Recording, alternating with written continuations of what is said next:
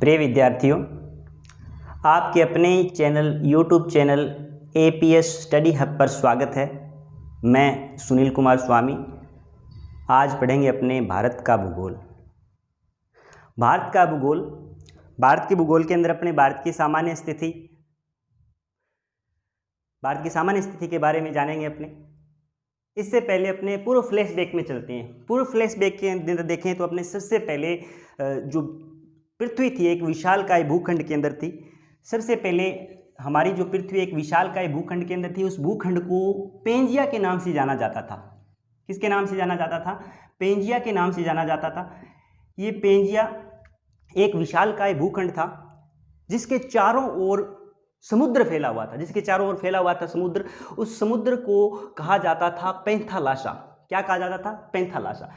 इस समुद्र को पैंथालाशा के नाम से जाना जाता था। और ये हमारी जो पृथ्वी थी, जो प्रारंभिक सबसे पहले पूर्व फ्लैशबैक की स्थिति के अंदर देखें तो सबसे पहले एक विशालकाय भूखंड पेंजिया के रूप में जानी जाती थी। कालांतर के अंदर जैसे जैसे शताब्दियां बीतती गई तो ये जो पेंजिया था वो आगे चलकर दो भागों में विभक्त हुआ। कितने भागों में विभक्त हुआ? दो भागों के अंदर, दो भागों में विभक्त हुआ। उनमें से पहला भाग जिसे अपने कह सकते हैं अंगारा लैंड,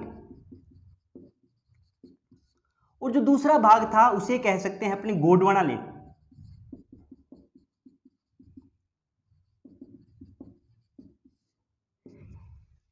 पेंजिया आगे चलकर दो भागों में विभक्त हुआ। एक भाग कहलाया अंगारा लैंड और दूसरा भाग कहलाया गोंडवाना लैंड। ये दोनों भाग ही पेंजिया के थे।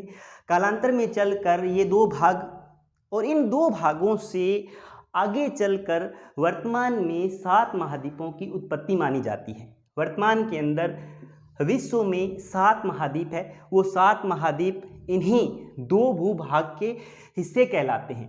जबकि पैंथालाशा समुद्र की बात करें, ये जो समुद्र था पैंथालाशा, इससे आगे चलकर विश्व के 5 महासागरों की उत्पत्ति मानी गई। विश्व के संदर्भ में देखें तो हमारे विश्व के अंदर वर्तमान में 5 महासागर है। महासागरों की संख्या देखें तो कितनी है? 5। जबकि महाद्वीपों की संख्या देखें तो कितनी है? 7। ये 5 जो महासागर है वो पैंथालाशा का हिस्सा माना जाता है, और 7 महाद्वीप है वो गोंडवाना लैंड और अंगारा लैंड का हिस्सा माना जाता है। भारत की अगर स्थिति देखें तो भारत है वो वर्तमान में एशिया महाद्वीप के अंदर है।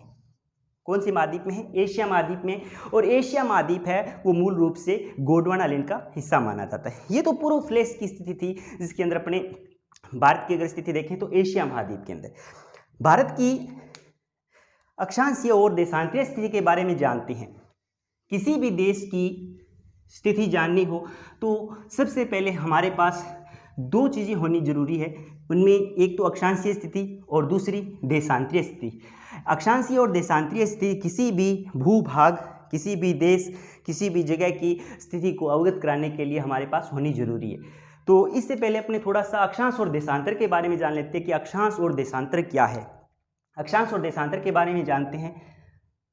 ये हमारी पृथ्वी है और इस पृथ्वी को 2 भागों में बांटने का काम कर रही है एक रेखा जिसे कहा गया है 0 डिग्री अक्षांश रेखा।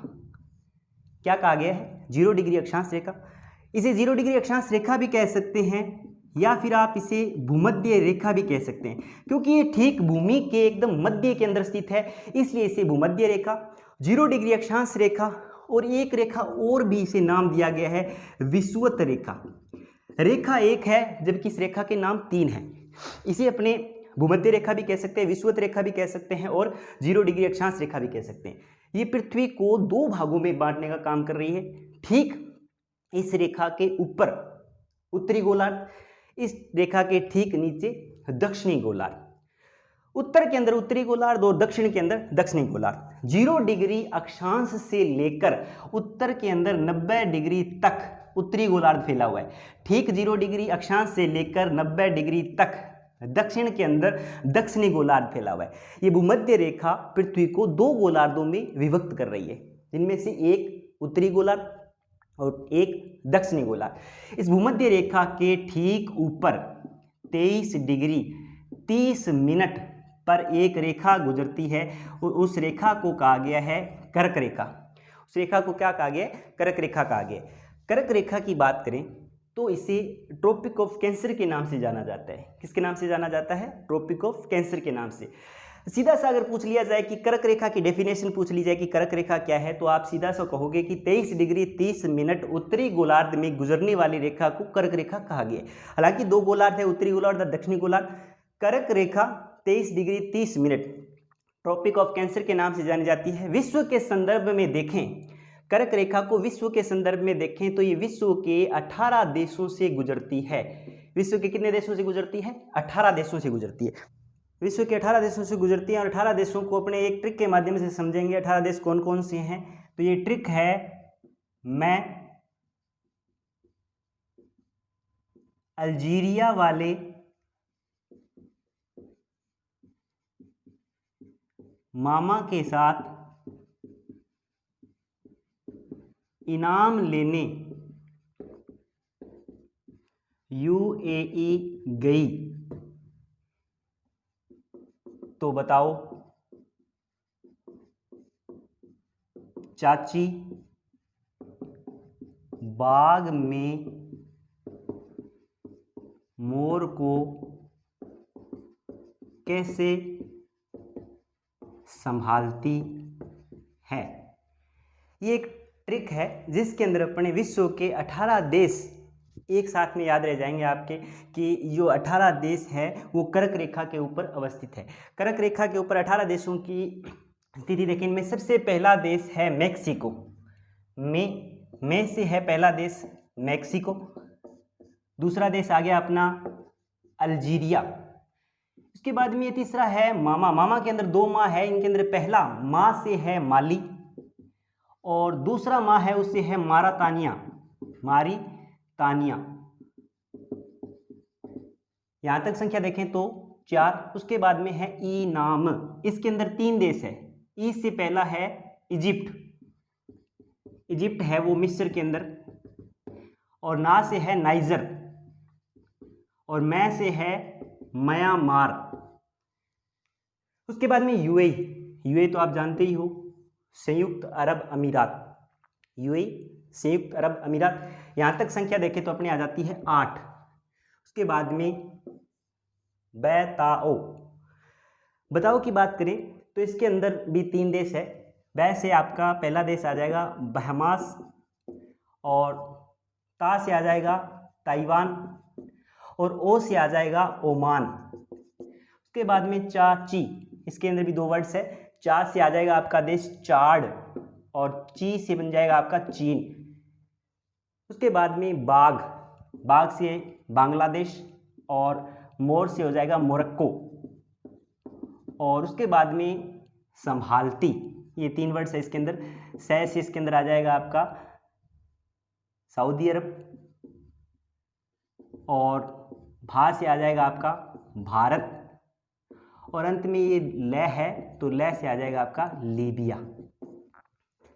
कुल मिलाकर देखें तो कर्क रेखा विश्व के 18 देशों से गुजरती है। 18 देश जिनमें मैं कंटिन्यू रिवाइज कर रहा हूँ एक बार। मैक्सिको, अल्जीरिया, माली, मारितानिया, इजिप्ट, मिस्र, नाइजर, म्यांमार, यूएई संयुक्त अरब अमीरात, उसके बाद में बहमास, ताइवान, ओमान, चाड, चीन, बांग्लादेश, मोरक्को, सऊदी अरब, भारत और लीबिया। ये विश्व के 18 देश जहां से कर्क रेखा गुजर रही है। भारत के संदर्भ में देखें तो भारत के अंदर कर्क रेखा है वो 8 राज्यों से गुजरती है। भारत के संदर्भ में देखें तो भारत के कितने राज्यों से गुजरती है? 8 राज्यों से गुजरती है। 8 राज्य कौन कौन से हैं? तो 8 राज्यों की स्थिति देखें तो सबसे पहला राज्य आता है अपना गुजरात। नंबर 1 गुजरात। गुजरात के बाद में दूसरा राज्य है राजस्थान। राजस्थान के बाद में तीसरा राज्य है मध्य प्रदेश, एमपी, मध्य प्रदेश। और मध्य प्रदेश के बाद में चौथा जो राज्य है वो है छत्तीसगढ़। 5वां राज्य है छत्तीसगढ़ के बाद में देखें तो झारखंड। झारखंड के बाद में पश्चिम बंगाल, और पश्चिम बंगाल के बाद में त्रिपुरा, और त्रिपुरा के बाद में मिजोरम।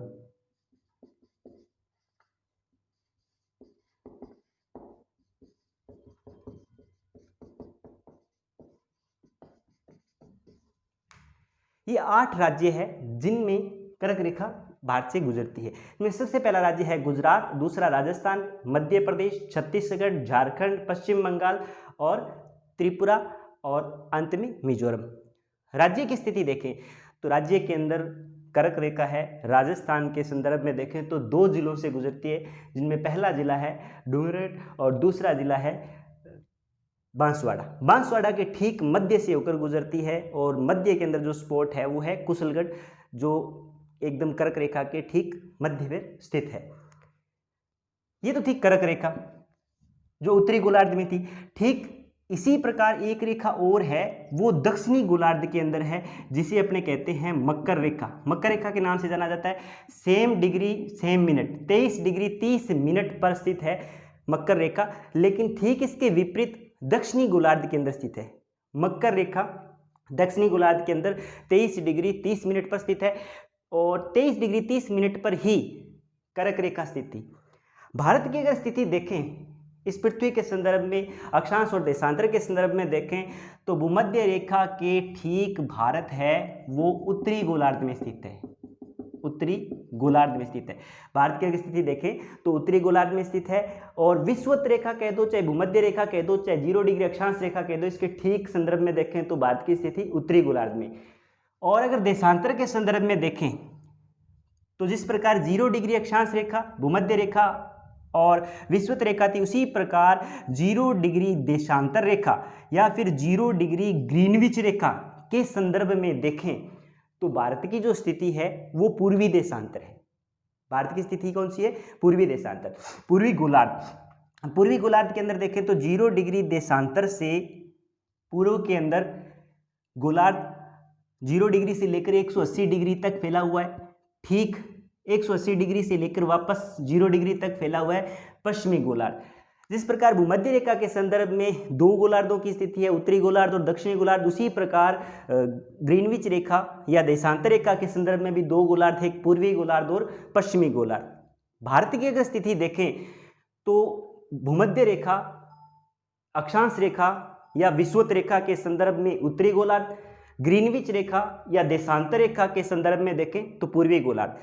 अब देखिए तो मैं आपको छोटे से डायग्राम के माध्यम से बता दूं कि भारत की जो स्थिति है वो कैसी स्थिति है। भारत की स्थिति ये है, कर्क रेखा है वो ठीक भारत के एकदम मध्य से गुजरती है।